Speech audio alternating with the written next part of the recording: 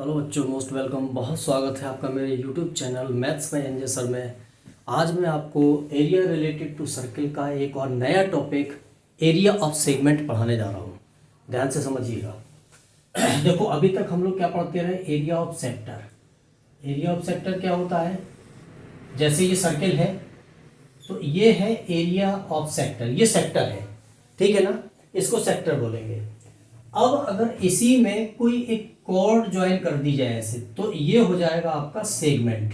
ये क्या हो जाएगा? शेडेड एरिया जो है वो सेगमेंट कहलाएगा। ये माइनर सेगमेंट और ये मेजर सेगमेंट, ठीक है। अब देखो, इसका एरिया कैसे निकालेंगे? एरिया ऑफ सेक्टर तो पता है हम लोगों को निकालना, theta by 360 into pi r square. अब एरिया ऑफ सेगमेंट, ये वाला सेगमेंट का एरिया कैसे निकालेंगे बच्चों? तो इसको ले लेंगे O, ये ले लेंगे A, ये ले लेंगे B, इसको भी ले सकते हैं C। अगर ये एंगल थीटा हो, क्या हो? थीटा। इस परपेंडिकुलर ड्रॉ करेंगे, ये 90 और ये 90। अगर ये पूरा थीटा होगा तो ये हाफ जो हो जाएगा वो हो जाएगा थीटा बाई 2। इतना ही ये हो जाएगा थीटा बाई 2। ये दो एंगल होगा इसके। टोटल एंगल ये वाला जो इस कॉर्ड ने सेंटर पे फॉर्म किया वो हो गया थीटा, और परपेंडिकुलर ड्रॉ किया तो ये 2 इक्वल पार्ट्स में डिवाइड हो गया, तो ये थीटा बाई 2, थीटा बाई 2। दो एंगल आपके ये बन गए। हमको एरिया ऑफ सेक्टर निकालना, एरिया ऑफ सेगमेंट निकालना है। तो क्या करें हम? सबसे पहले एरिया ऑफ सेक्टर निकाल लें।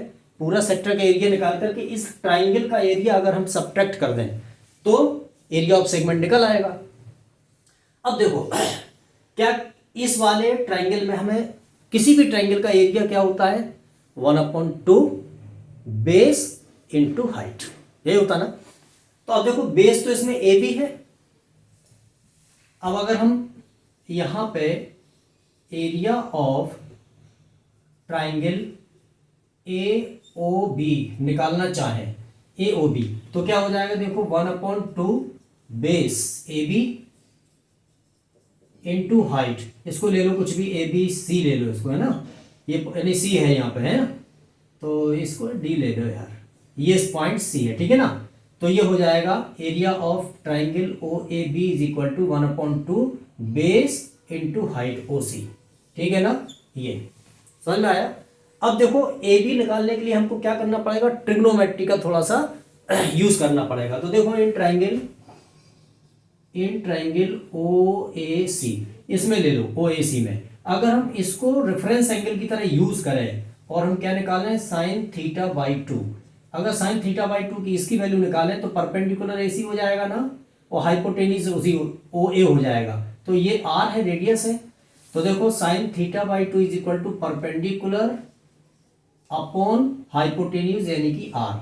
और यहां से अगर हम आर की वैल्यू निकालें या एसी की वैल्यू निकालें, किसकी निकालें वैल्यू? एसी की।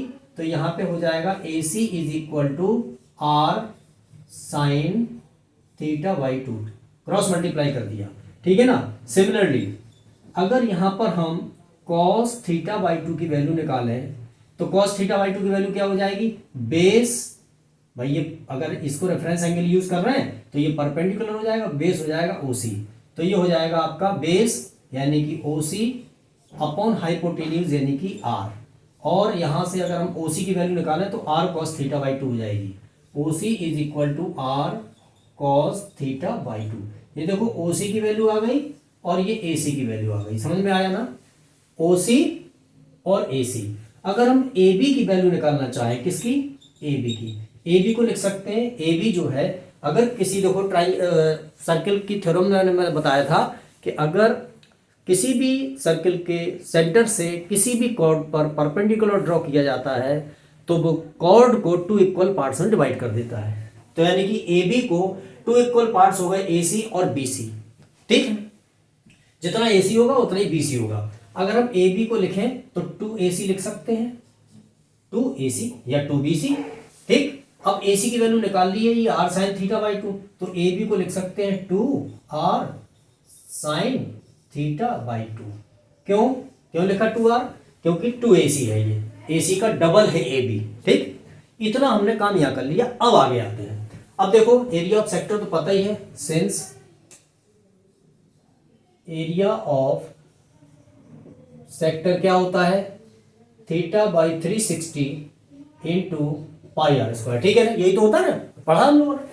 अब हमें एरिया ऑफ सेगमेंट निकालना है, तो देखो यही मेन आज का फॉर्मूला है, एरिया ऑफ सेगमेंट।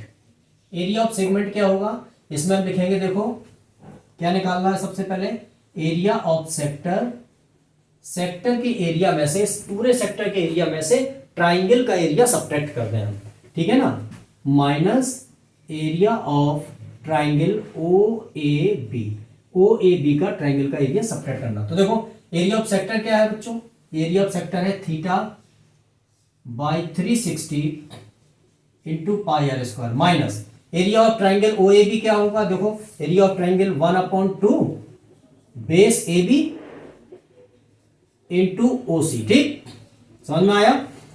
तो अब देखो ये कितना हो गया, pi theta r square by 360 minus 1/2, A B की वैल्यू क्या निकाल ली आपने, 2r sine theta by 2, 2r sine theta by 2 into O C की वैल्यू क्या निकाल ली आपने, r cos theta by 2, r cos theta by 2, ठीक है ना, बात समझ में आया।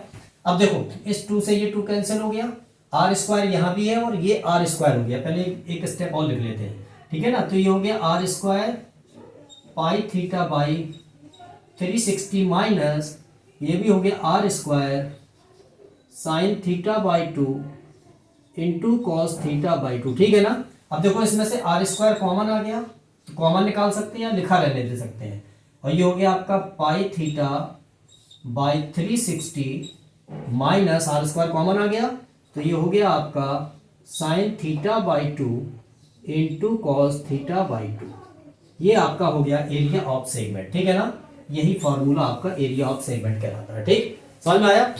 तो ये फॉर्मूला आपको लर्न भी कर सकते हैं, और मैंने तो डेरिवेशन करके बता भी दिया, ये आपको लर्न करना पड़ेगा, 4-5 क्वेश्चन आप लगाओगे आपको लर्न हो जाएगा। अब इस पर बेस्ड क्वेश्चन हम लोग समझते हैं। ट्रिग्नोमेट्री आप लोग ऑलरेडी पढ़ चुके हो, इसलिए थीटा बाई 2 का मतलब चकराना नहीं, थीटा आपको ऐसा मिलेगा जिसकी वैल्यू आपको नोन होगी या गिवन होगी उसमें, ठीक है ना। अब जैसे 60 आ गया तो 30 हो जाएगा, यहाँ पे 90 आ गया तो 45 हो जाएगा, जो भी आएगा उसका हाफ करना पड़ेगा। चलो अब आगे क्वेश्चंस की तरफ चलते हैं। Listen, a chord A B of a circle of radius 10 centimetre, एक सर्किल है, इसकी रेडियस 10 सेंटीमीटर है, और एक कॉर्ड है, ये कॉर्ड है ए बी, ये कॉर्ड इस सेंटर पे, ये कॉर्ड इस सेंटर पे 90 एंगल का फॉर्म करती है, एंगल, ठीक है ना, at the centre of the circle, find the area of minor and major segment. ये बच्चों माइनर सेगमेंट है, ये मैंने लिख दिया है, और इस कॉर्ड के ऊपर ये सब पूरा मेजर सेगमेंट है। तो देखो माइनर सेगमेंट का अगर हम एरिया निकाल लेते हैं और सर्किल में से माइनर सेगमेंट सब्ट्रैक्ट कर देते हैं तो मेजर सेगमेंट आ जाएगा। तो सबसे पहले क्या करते हैं, माइनर सेगमेंट का हम एरिया निकालते हैं। सेगमेंट का फॉर्मूला हम लोगों ने भी हाल निकाल ही लिया है, सिंस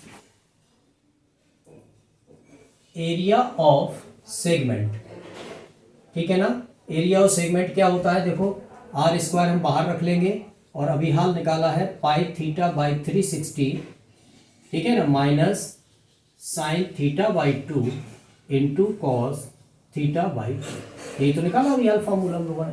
अब इसमें हम वैल्यू रख देंगे, तो देखो आर की वैल्यू, ये रेडियस 10 है तो गिवन है, थीटा 90 डिग्री है, ये भी रख देंगे हम, और थीटा बाई 2 की भी वैल्यू डायरेक्ट निकाल दी मैंने यहाँ पर, कोई दिक्कत नहीं है। आगे बढ़ते हैं, देखो आर की वैल्यू है 10 तो 10 स्क्वायर रख देंगे, पाई की वैल्यू 3.14 इसमें गिवन हो तो ठीक है, नहीं गिवन हो तो कोई बात नहीं, 3.14 सपोज दैट ये गिवन है, चलो ये रख लेते हैं। पाई की वैल्यू रखो 3.14 इंटू थीटा की value 90 by 360 minus sign theta by 2 यानी कि 90 बाई 2 इंटू कॉस 90 बाई 2, ठीक है ना।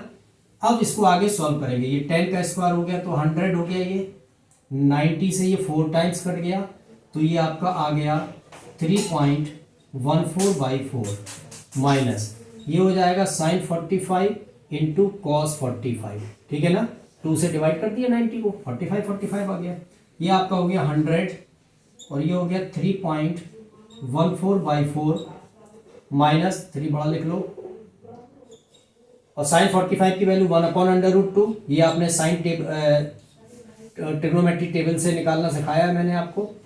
अब देखो ये कितना हो गया, 100 हो गया, कैलकुलेशन फास्ट करना है, 3.14 ये फास्ट कब हो पाएगा, जब आप प्रैक्टिस करेंगे, 1 का मल्टीप्लाई 1 में करेंगे 1, √2 का √2 में कर देंगे तो कितना आ जाएगा, 2 आ जाएगा यहाँ पर। ठीक है ना, ये बात समझ में आ गई ना। इतनी बात समझने के बाद अब आगे बढ़ते हैं। देखो अब एलसीएम ले लो इसका, तो एलसीएम आ गया 100, ठीक है ना, और यहाँ पर एलसीएम तो ये 100 एलसीएम आया 4 यहाँ पे, तो ये आ गया आपका 3.14 - 2। ठीक, अब आगे इसको सॉल्व करेंगे, यहाँ दिखेगा नहीं, यहाँ लगाता हूँ, ये हो गया 100। अब देखो 3.14 में से 2 सब्ट्रैक्ट कर देंगे तो आ जाएगा 1.14/4, ये रखा हुआ है। 100 का मल्टीप्लाई कर देंगे तो ये पॉइंट हट जाएगा, ठीक है ना, तो ये हो गया 114/4।